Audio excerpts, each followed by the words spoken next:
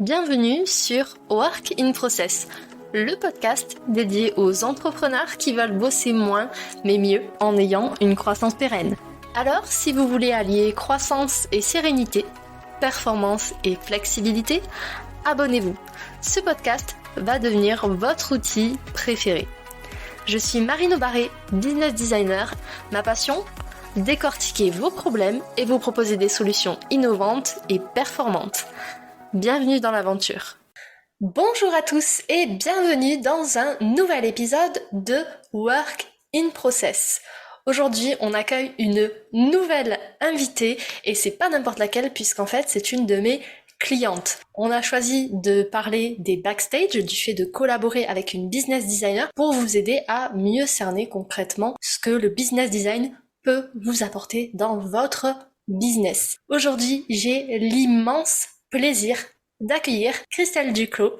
C'est une entrepreneure multi-récidiviste. Actuellement, elle a 2 business. Le premier qui s'appelle le Lab N, que nous on appelle Cricri-Corp, et son deuxième business qui s'appelle Genie. Le Lab N, c'est l'extension de ses 5 années en tant que freelance où elle a accompagné de nombreux grands comptes et startups sur la production stratégique de leur interface et de services. Par exemple, il y a eu La Poste, L'Oréal, Rakuten, etc. Sa mission sur cette entreprise, c'est d'aider les startups à impact à avancer sur leur stratégie et sur leurs produits et leurs services. Sur sa deuxième boîte, donc Genie, elle vient de sa découverte du milieu du fitness. Elle a créé une application pour les coachs de sport qui va leur permettre d'améliorer leur relation avec leurs coachés et d'augmenter leur valeur perçue. En bref, Christelle, c'est une entrepreneure qui adore toucher à plein de domaines variés. Salut Christelle, comment vas-tu ? Salut Marine, ça va et toi ? Bah écoute, ça va, je suis vraiment ravie que tu aies accepté mon invitation de passer sur le podcast. Est-ce que tu es prête à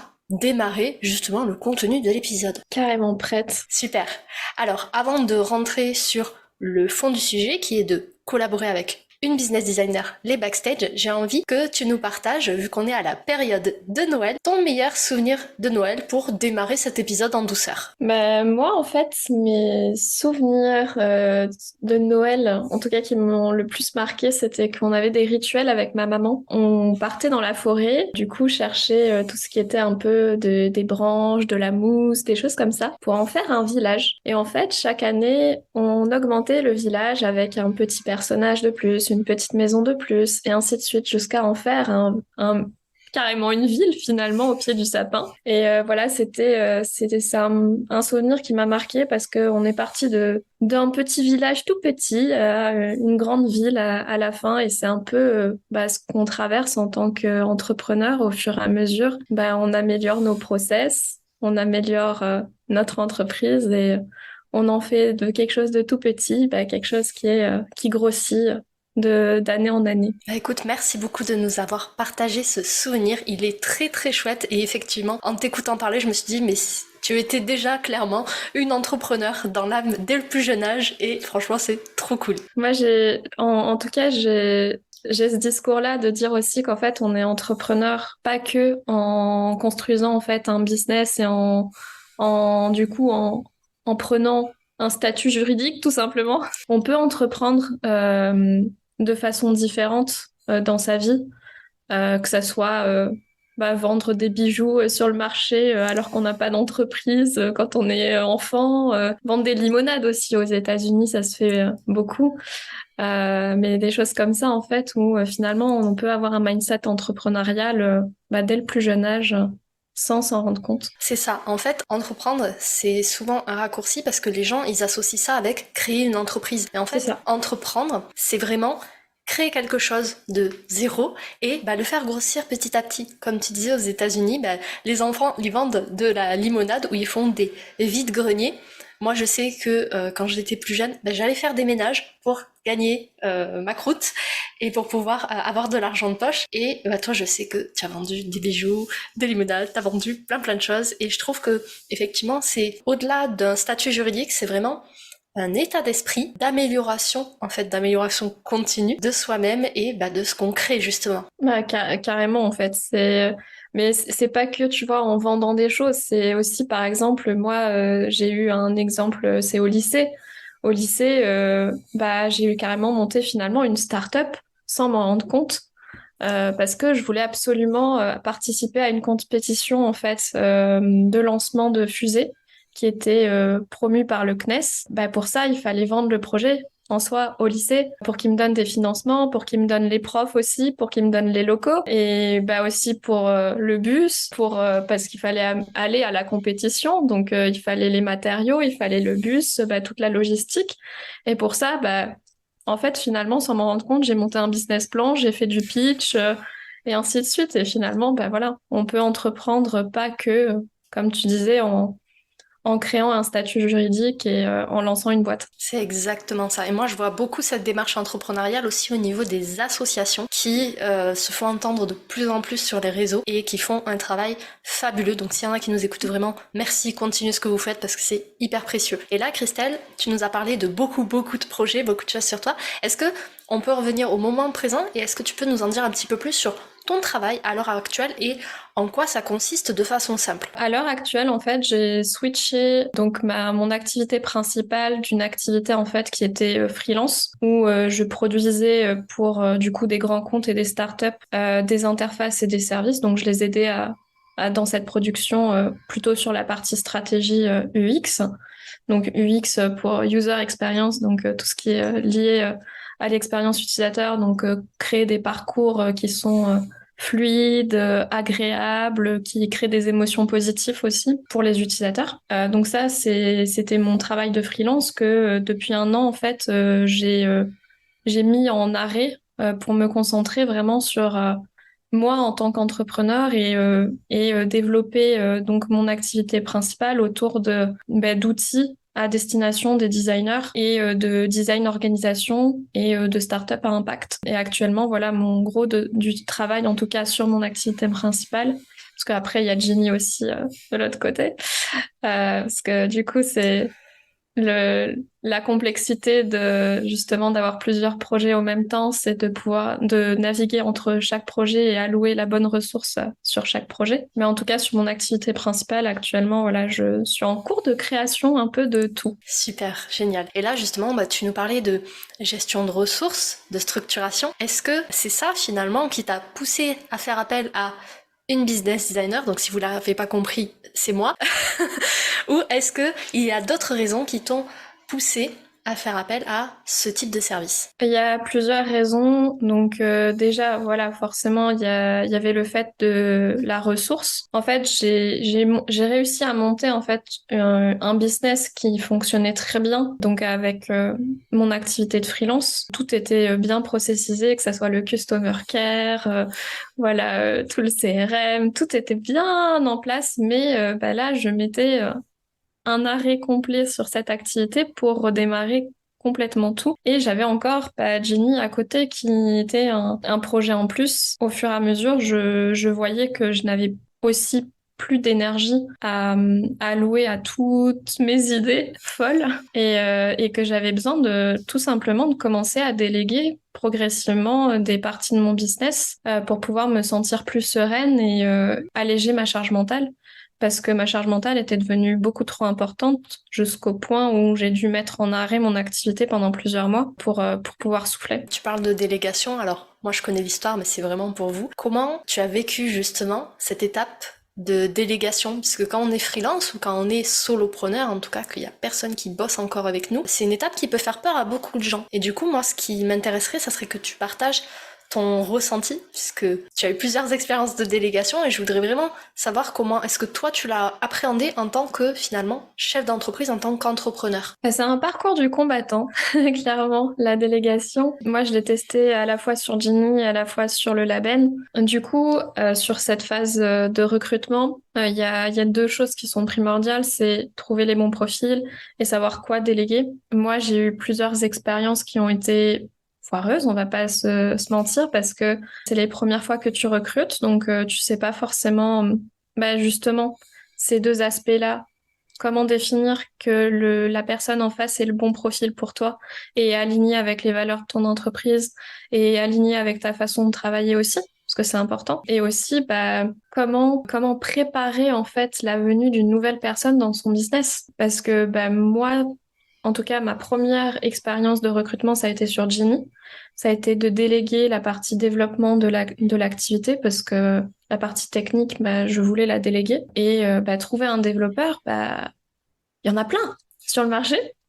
C'est clair. Mais trouver le bon développeur pour ton projet et aussi, bah, quand tu as un passif avec une culture technique mais que tu ne sais pas forcément développer, bah, moi, par exemple, j'ai fait le mauvais choix de prendre un développeur mais pas de prendre un chef de projet pour encadrer ce développeur. Et donc, je ne pouvais pas vérifier en fait finalement que le travail qui était fourni était correct, allait permettre en fait de développer le produit de manière pérenne dans le temps et ainsi de suite. Donc bah, ça par exemple c'était une première expérience ratée de recrutement.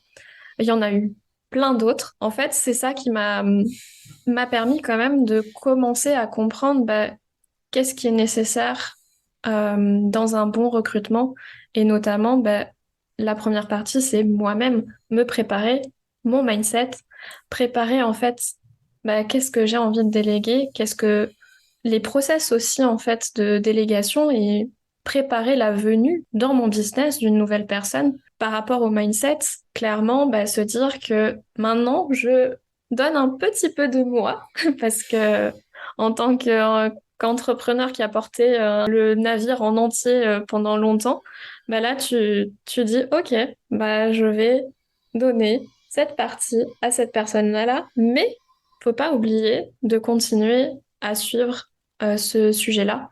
Parce que, bah, autre exemple de délégation, la comptabilité, où en fait, je me suis dit, bah, c'est la meilleure personne pour poursuivre ma comptabilité, je lui fais entièrement confiance, je ne vérifie rien, et voilà. Et ça a été compliqué. Ça a été compliqué. Jusqu'à, bah, finalement, ces petites expériences foireuses accumulées, bah, font que maintenant, je sais comment recruter une personne et je sais, en fait, arriver à trouver les bons profils. Et je sais aussi avoir la bonne démarche quand je recrute un nouveau profil pour le faire rentrer dans ma boîte. Et ça a été bah, la concrétisation avec le recrutement sur du business design avec toi Marine. Et cœur. Alors, pour récapituler cette partie de délégation, parce que c'est vraiment important, je sais que ça vous fait peur à pas mal d'entre vous, la première chose à faire, c'est se préparer soi-même. Parce qu'effectivement, on va devoir lâcher, entre guillemets, du contrôle, lâcher de l'exécutif pour le confier à une autre personne. Et ça demande quand même une certaine forme de lâcher prise. Et comme l'a dit Christelle, c'est pas parce que vous confiez certaines tâches à une personne que ça vous décharge de la responsabilité de vous assurer que le travail est bien fait. C'est vraiment prendre la casquette de CEO et même la casquette de manager. Un manager, c'est un facilitateur. Donc comme tu l'as très bien dit Christelle, c'est préparer l'arrivée de la personne, lui créer une belle expérience utilisateur, une belle expérience employée finalement, employé ou prestataire, peu importe. C'est aussi documenter son business, donc faire des process.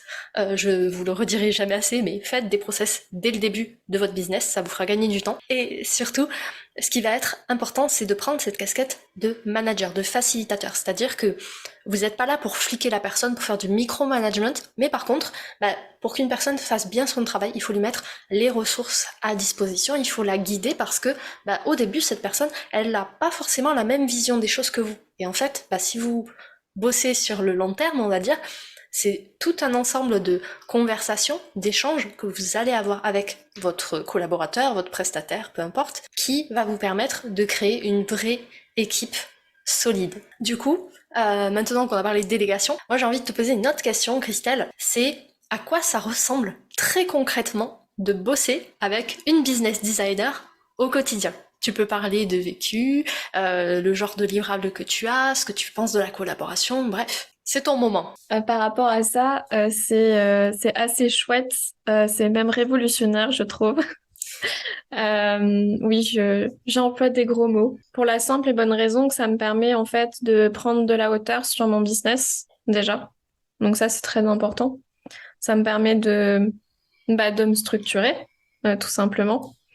Parce que certes, j'avais déjà fait ce travail de structuration une première fois en fait avec mon activité de freelance, qui était très bien structurée quand j'ai démarré parce que j'avais le temps. Mais là, des clients, j'en ai à foison. J'en ai même beaucoup trop et j'ai pas en fait j'ai pas l'opportunité de prendre cette hauteur de manière récurrente et régulière.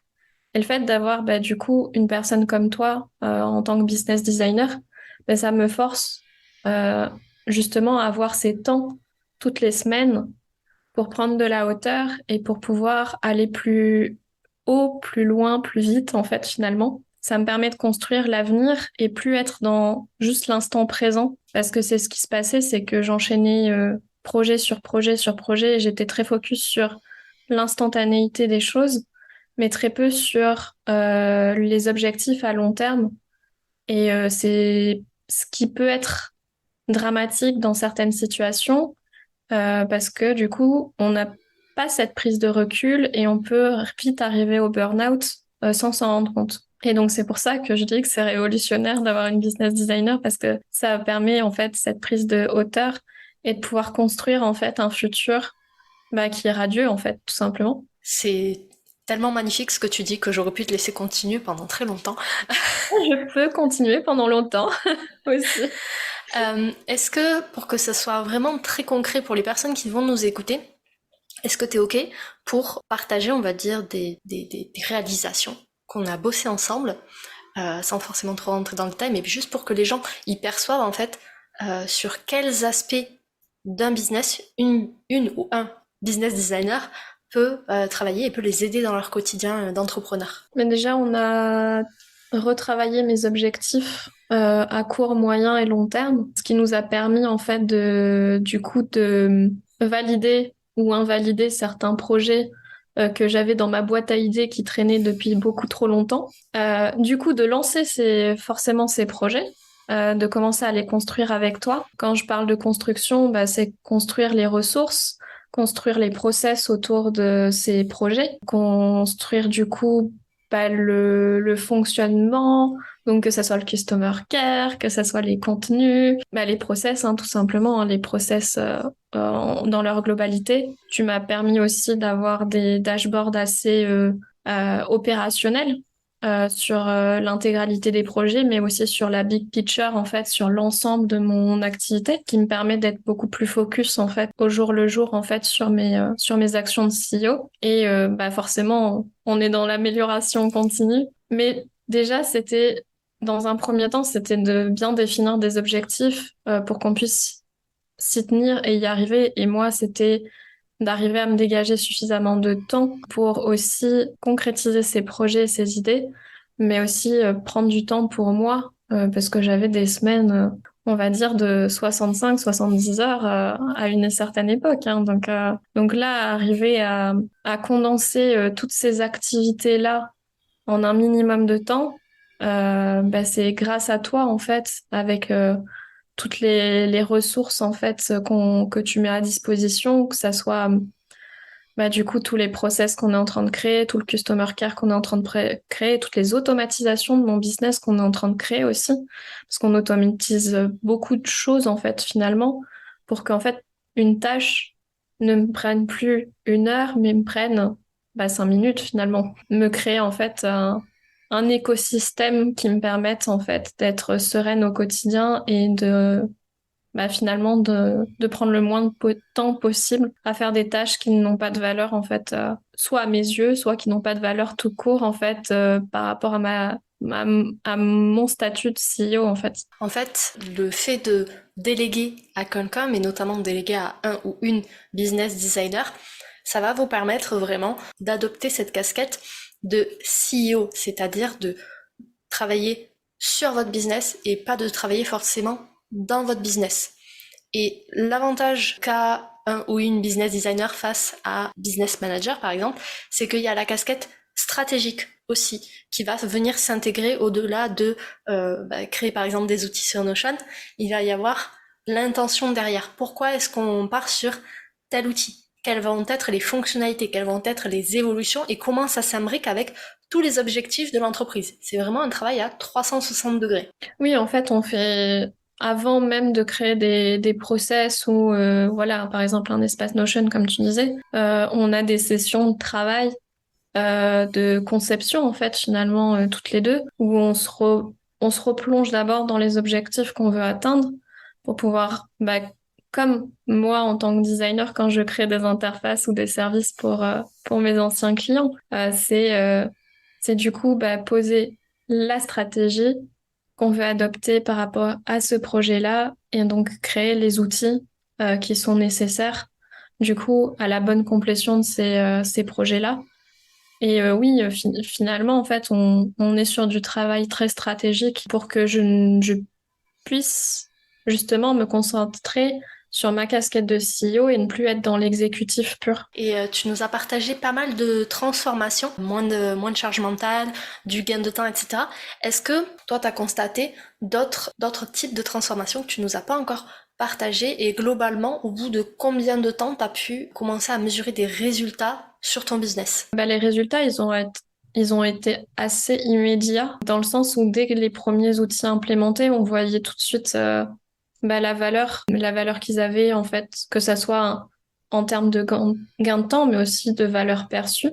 Parce que du coup, actuellement, en fait, on va dire que j'étais en bêta-test des nouvelles offres que j'étais en train de créer. Quand je dis bêta-test, c'est que pour l'instant, je récoltais énormément d'informations sur les profils, en fait, des clients visés, tout en vendant, du coup, quand même une offre. Cette offre devait évoluer dans le temps et n'était pas du tout la vision idéale que je voulais atteindre, bien sûr.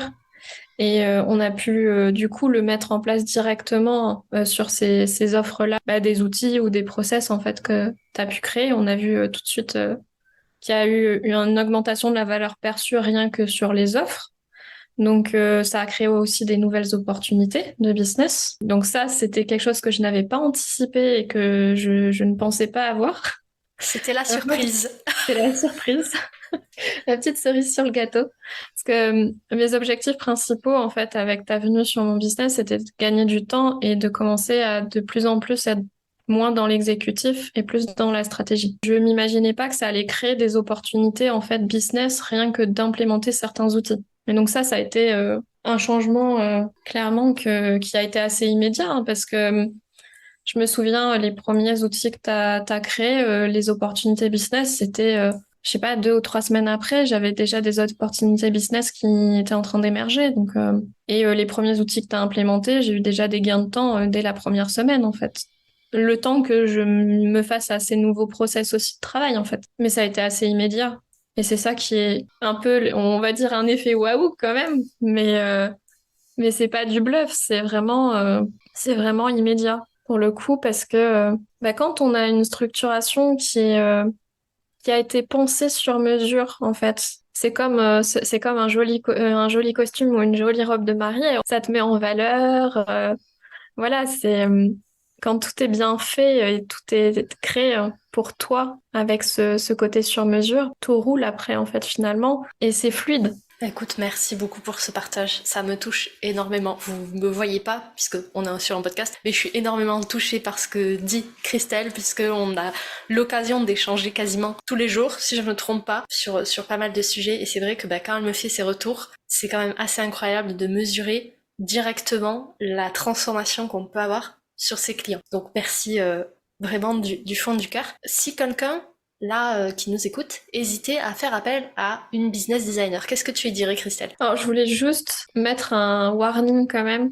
C'est que même si tu as la meilleure business designer du monde, il faut que toi, tu aies le bon mindset, comme on disait, par rapport à la délégation, pour qu'elle puisse faire bien son travail. Moi, je l'ai aussi expérimenté en tant que designer. Si ton client, en fait, il est pas aligné avec tes valeurs, il est pas aligné avec ton fonctionnement de travail, tu vas pas pouvoir l'aider, tu vas pas pouvoir, du coup, lui apporter autant de valeur que là j'ai cité.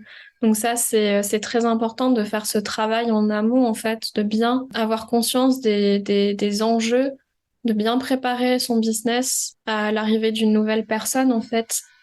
Parce que sinon, tu peux être la meilleure personne du monde, tu pourras pas délivrer, en fait, ce que la personne attend si vous n'êtes pas alignés ensemble. Ok, donc si jamais vous nous écoutez et vous hésitez à faire appel à un ou une business designer, le premier prérequis, c'est déjà de vous connaître, de savoir si vous êtes en capacité de lâcher prise, de faire confiance, si vous avez une certaine ouverture d'esprit, une certaine acceptation, on va dire, face au changement, et de voir aussi si côté pratico-pratique, côté business, si votre business est prêt aussi à accueillir quelqu'un. À minima, c'est comment est-ce que va se passer l'onboarding de cette personne, sur quoi elle va travailler. Et ça, c'est très important d'être au clair sur votre vision, sur vos objectifs.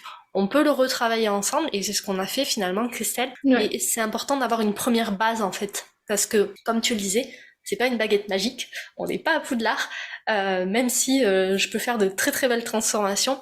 Ce qui est important, c'est d'avoir une base, on va dire une fondation assez stable, pour que derrière on puisse venir renforcer ces fondations, les retravailler si besoin, et derrière qu'on puisse construire votre château, votre fusée pour pouvoir aller plus haut et plus loin. Oui, parce qu'en fait, si t'arrives en fait en disant, en fait, fais quelque chose, mais que tu sais pas ce que c'est le quelque chose, ça va être difficile en fait pour ta business designer de t'aider en fait à créer en fait ce quelque chose, parce que elle aura pas en fait ta vision, ta stratégie, les informations en fait sur ton business, sur où est-ce que tu veux aller, ta vision à long terme aussi de ton business.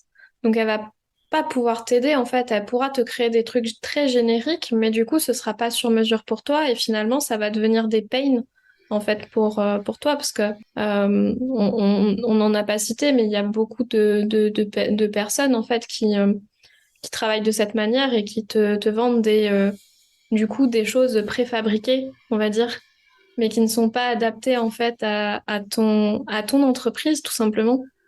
Et donc tu peux pas avancer avec ces outils-là parce que ok ça marche pour une personne, mais ça marche peut-être pas avec ton business à toi. Ça peut marcher quand t'es solopreneur des fois, mais pas tout le temps. Et c'est très important du coup d'être au clair en fait avec tes objectifs de ce que tu veux atteindre avec ton business pour que ta business designer du coup puisse t'aider parce que on va pas se mentir, des fois, j'arrive en réunion avec Marine, je sais pas du tout, j'arrive, je suis là en mode, oh là, je sais plus, je sais pas. Et c'est pas grave aussi d'arriver en disant je sais pas. Mais il faut, quand on sait pas, ok, on fait un temps d'arrêt et on conçoit, on se repose les questions. Et bien sûr, du coup, Marine, toi, tu m'accompagnes là-dessus aussi des fois quand j'ai des moments de flou ou de doute.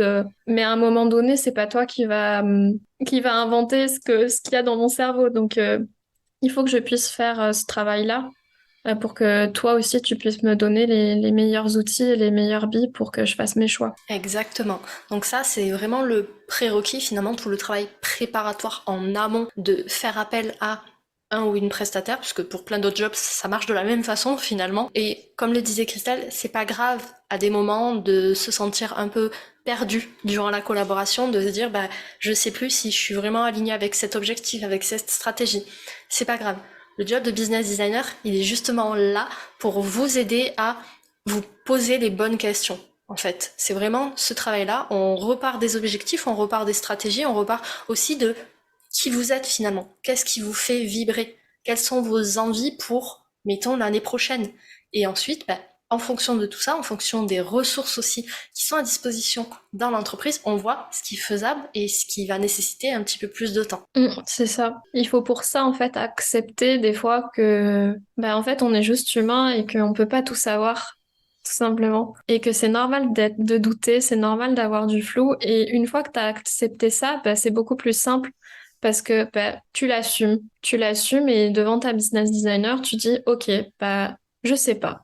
Je sais pas, aide-moi. Et tout de suite, ça sera beaucoup plus fluide.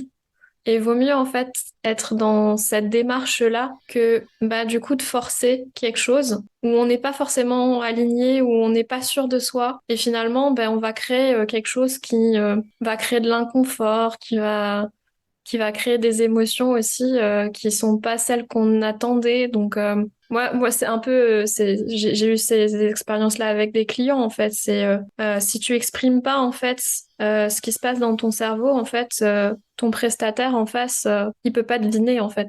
Donc dis-lui tout simplement.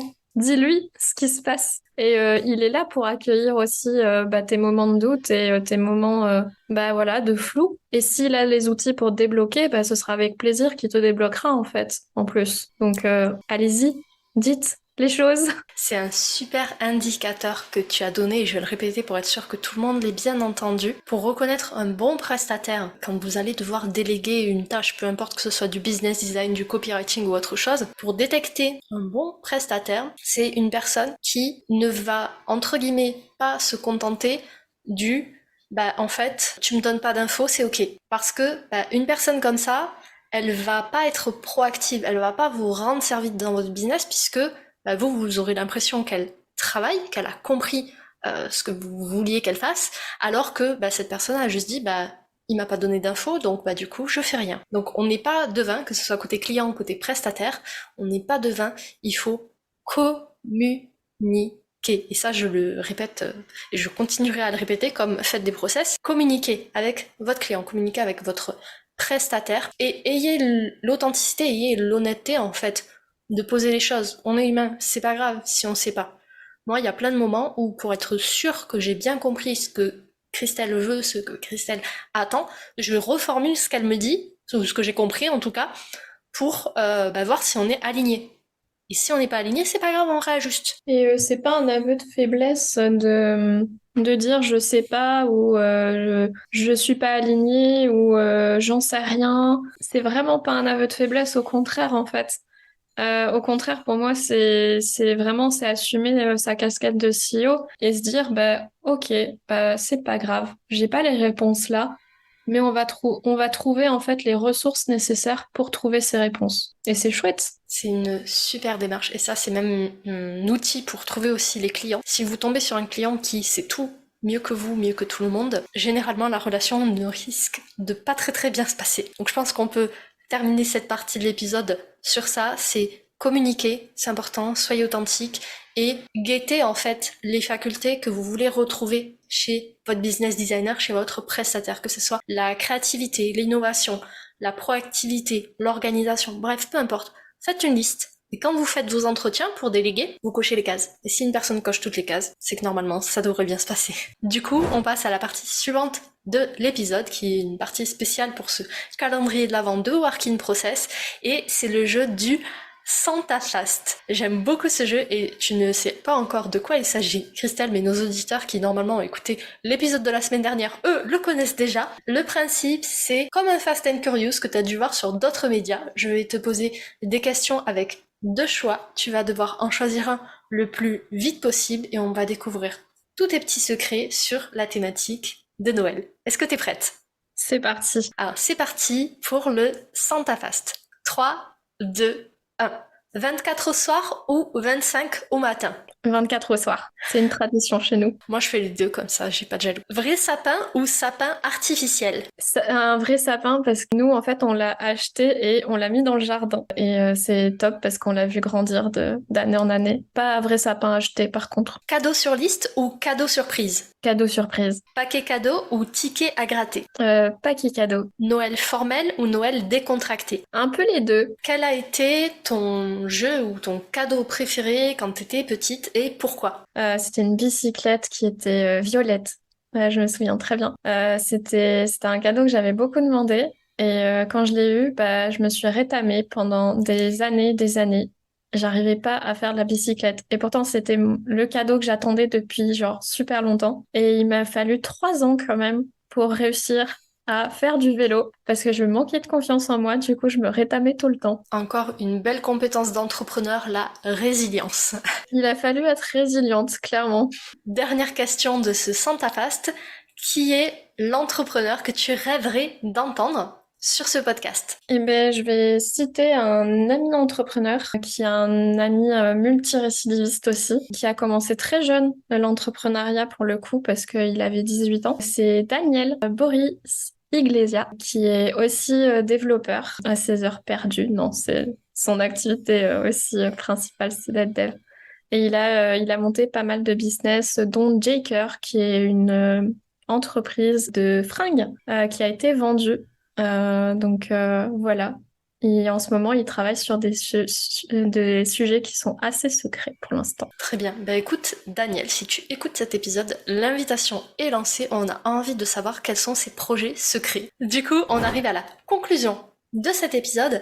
Est-ce que, Christelle, tu peux nous faire un récapitulatif des points qu'on a abordés, des choses que tu voudrais que les gens gardent en tête en partant sur la thématique de comment ça se passe de collaborer finalement avec une business designer?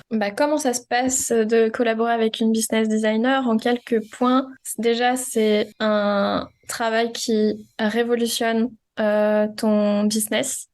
Donc, il faut pas avoir peur que de mettre les pieds dans le plat, de bouger les lignes et d'avoir beaucoup de changements. Donc, ça, il faut être au clair là-dessus, parce que si on n'aime pas les choses qui bougent vite, c'est un peu compliqué. Ou sinon, faut que tu travailles avec une business designer qui vient très, très, très, très ponctuellement dans ton business pour éviter que ça te perturbe trop. Parce que ce qu'on n'a pas dit, c'est que j'accompagne Christelle depuis plusieurs mois et c'est que le début. Et du coup, j'interviens dans son business à minima un jour par semaine. Donc c'est une cadence qui est assez intensive. Et effectivement, tout le monde n'est pas forcément prêt pour ça. Donc heureusement, il y a des formules plus courtes et plus ponctuelles qui existent pour les personnes qui ont un petit peu peur du changement. Oui, on peut avoir des formules qui te permettent d'être focus sur une tâche précise de ton business et qui te permet de progressivement y aller sur les changements. Sinon, je voulais revenir sur le fait d'être authentique avec son prestataire. Authentique et pas hésiter en fait à dire quand ça va pas, parce que c'est ça qui va permettre en fait de ne pas créer de ressentiment de la part de l'un ou de l'autre, de créer une bonne relation de confiance et aussi d'avoir le maximum de valeur dégagée de la mission. Donc c'est très important d'avoir cette posture-là. Bien avoir en tête du coup que le business design, ça te permet du coup de gagner en productivité, donc forcément de gagner du temps, ou sinon d'allouer ce temps à des choses qui ont plus de valeur pour toi en tant que entrepreneur et CEO. Parce que c'est important de se remettre dans cette casquette de CEO quand on est solopreneur surtout, parce que peut-être qu'il y a d'autres entrepreneurs avec des grosses équipes qui nous écoutent, mais en tant que solopreneur, on a tendance à oublier cette casquette de CEO parce qu'on est un peu sur tous les fronts. Donc c'est important du coup de pouvoir en fait se dégager ce temps-là et le business design, c'est la solution en fait pour arriver à cet objectif-là. Donc le temps, production et surtout l'énergie forcément et la charge mentale. Si on gagne du temps et en productivité, on a une meilleure énergie et on a une meilleure santé mentale aussi parce qu'on allège sa charge mentale de jour en jour. C'est exactement ça. Et du coup, vous aurez le temps de boire votre ice latte le matin, sereinement, en sachant que votre business est en de bonnes mains.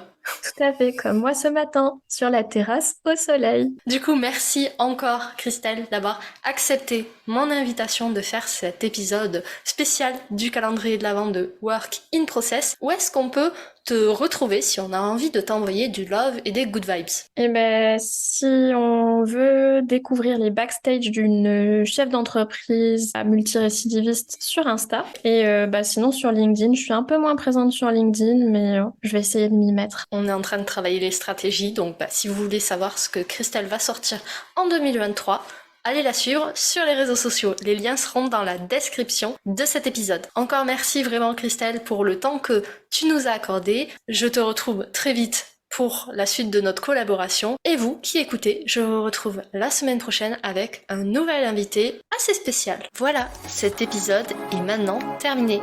Merci pour votre écoute. Je vous souhaite à tous une belle journée, soirée et à très bientôt dans le podcast. Bye! Cet épisode t'a plu? Tu peux le partager en me taguant ou lui laisser 5 étoiles sur Apple Podcast. Encore merci pour ton écoute, à très vite!